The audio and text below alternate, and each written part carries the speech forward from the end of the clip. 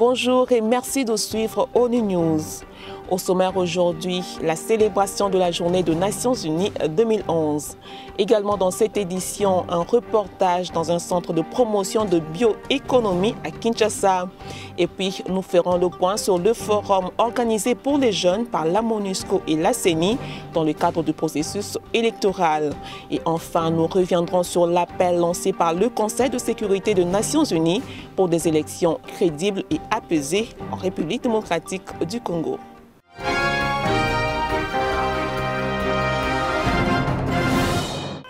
Tout d'abord, cette célébration de la Journée des Nations Unies le 24 octobre 2011 dans les locaux de la MONUSCO à Kinshasa. Cette année, la Terre comptera 7 milliards d'âmes et c'est pourquoi les Nations Unies ont inscrit la thématique de la croissance démographique au centre de la célébration de cette journée. 7 milliards d'humains sur Terre, quelles actions pour une coexistence pacifique? Le représentant spécial adjoint du secrétaire général de l'ONU en RDC, Fidel Sarasoro, a livré le message du secrétaire général de l'ONU à cette occasion.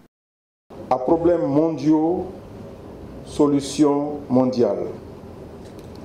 Ces problèmes imposent à toutes les nations d'unir leurs efforts pour la cause de l'humanité.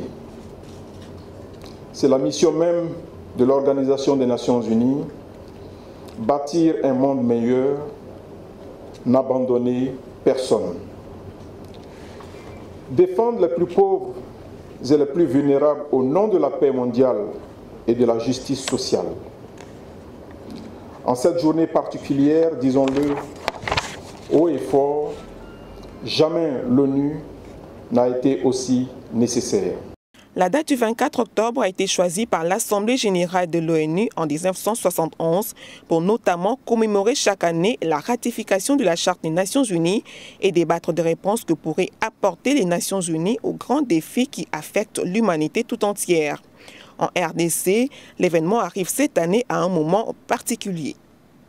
En ce moment où mon pays s'apprête à organiser des élections libres, transparentes, démocratiques et apaisées, le gouvernement est reconnaissant des efforts fournis par les Nations Unies à travers la MONUSCO ainsi qu'aux pays membres qui ne cessent de contribuer positivement à la réussite de cet événement.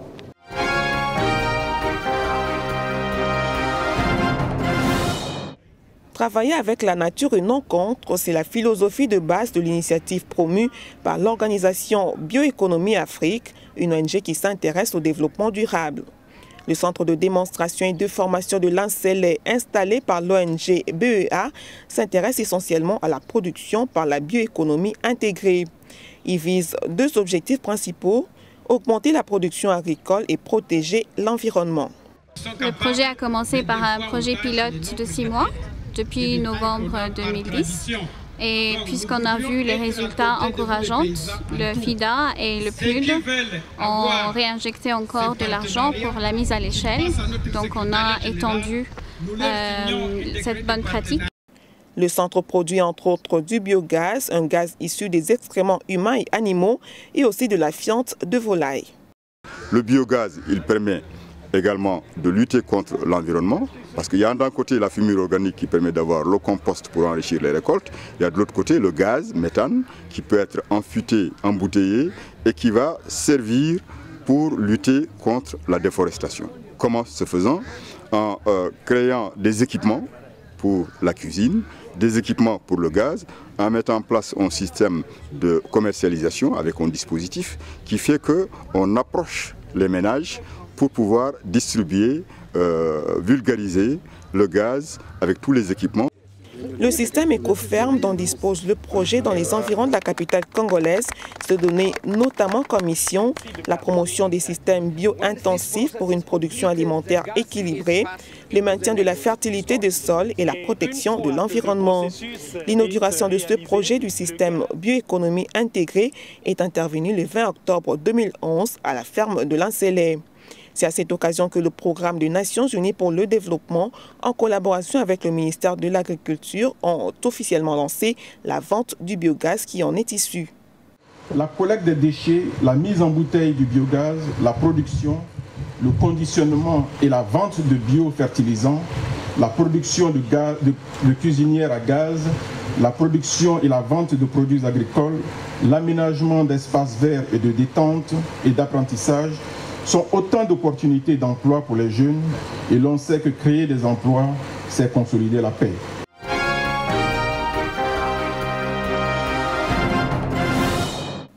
Sachez que dans le cadre du processus électoral, un forum de la jeunesse congolaise pour des élections apaisées s'est tenu à Kinshasa le 21 octobre 2011. Il s'agissait pour la CENI et la MONUSCO, organisatrice de la rencontre, d'interpeller la jeunesse congolaise sur le rôle qu'elle y est appelée à jouer. Personnellement, je salue l'initiative qu'a pris la MONUSCO en collaboration avec la CENI d'organiser de tels forums. S'ouvre déjà une image réelle à la jeunesse congolaise. Parce qu'aujourd'hui, la jeunesse n'est pas tellement associée dans tout ce qui se fait dans ce pays. Or, nous, tant que jeunes, nous représentons 60% de la population du Congo. À terme, ce forum vise à répondre à la demande d'information de la jeunesse qui veut savoir le rôle qu'elle peut être amenée à jouer dans le processus électoral actuel. Plusieurs ateliers ont été constitués et chacun a produit ses conclusions. Vous nous avez encouragé, nous, à CENI, à faire preuve, parce que c'est nous qui sommes pouvoir organisateurs, de sérieux, de transparence. Et vous n'avez pas laissé de côté les médias et les églises qui seraient souvent en caisse de résonance du dévoiement politique. Et vous avez surtout fait un retour sur vous-même, le jeune, et sur vos propres dérives. En ce qui concerne le jeune, la CENI, nous vous garantissons que nous serons vos fidèles interprètes. Nous ferons de notre mieux pour que les choses aillent dans le sens de la transparence, de la sincérité du vote et du professionnalisme.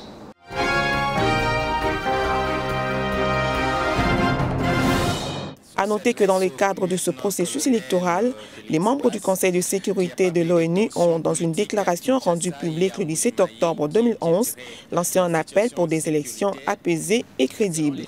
Les membres du Conseil de sécurité des Nations Unies ont réitéré leur appel pour des élections crédibles et apaisées qui relèvent de la responsabilité régalienne du gouvernement de la République démocratique du Congo.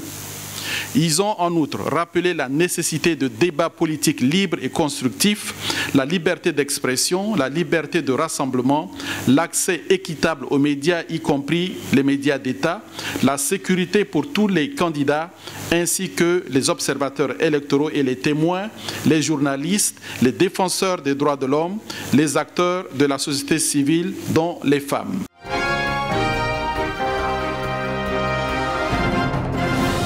Les membres du Conseil de sécurité des Nations Unies ont également exhorté la Commission électorale nationale indépendante CENI à avoir un dialogue régulier avec les candidats pour que les élections se déroulent dans le calme. Voilà qui termine notre programme d'aujourd'hui. Merci de votre aimable attention.